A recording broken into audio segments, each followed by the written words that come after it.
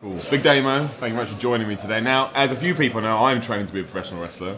We know about all God that. love you. Thank you very much, I appreciate it. But we want to know how the people that have made it, what are your recollections of being a professional wrestler? Good, bad, indifferent? Well, my recollections of being a professional wrestler. Well, training to be a professional wrestler. Or you can do all that too, whatever you want. Either's fine with me, I don't mind. Well, my recollections of being a professional wrestler are very vivid. Really? But as a trainee, as a trainee, like my recollections, it was very tough.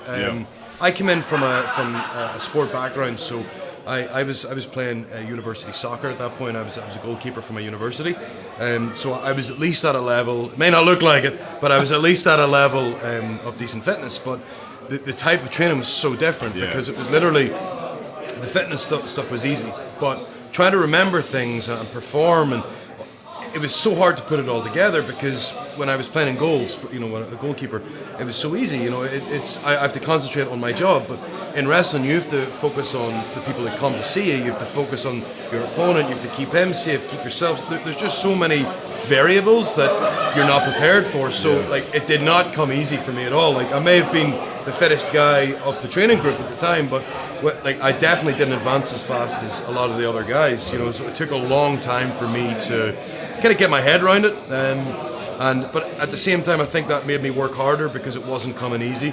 Yes, you know what you got to do. Oh, yeah, it was difficult, So for me personally, it was a case of I had to go and put a lot more hours into the study, into the history of wrestling and things, to really embrace it and understand what I wanted to do.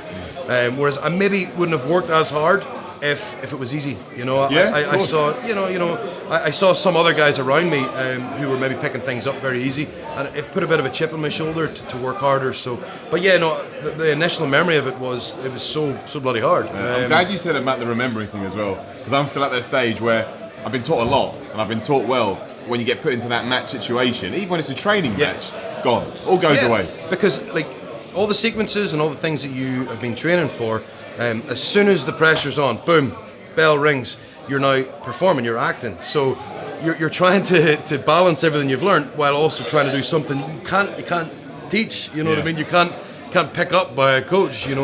And especially things then go wrong, and how you get good at fixing these things. That's the beauty of wrestling, is that the best matches on the planet that you remember, I remember, whatever, probably were not the same as what was discussed beforehand.